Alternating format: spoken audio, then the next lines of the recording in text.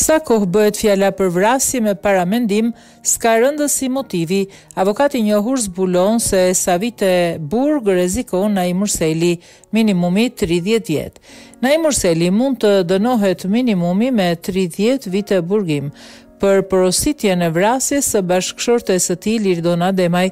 Ngjarje ndodhur mbrëmjen e 29 nëntorit në Prishtinë. Duke mos përjashtuar dënimin e përjetshëm në një studio televiziv, avokati Jordan Daci tha se në rastin e Murselit nuk mund të ketë rrethana lehtësuese. Kosova ka futur edhe dënimin e përjetshëm, padyshim që rrethanat janë shumë të rënda, sidomos pranë fëmijëve, mënyra se si ka vepruar e të tjerë.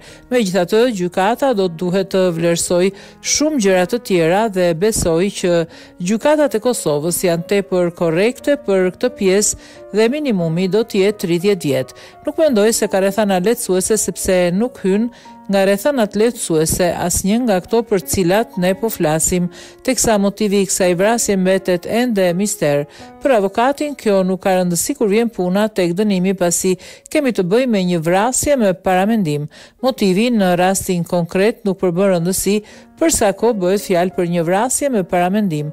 Motivi në rastet veçanta shumë të rralla ndikon. Sigurisht që nuk mund të ketë vrasje pa motiv.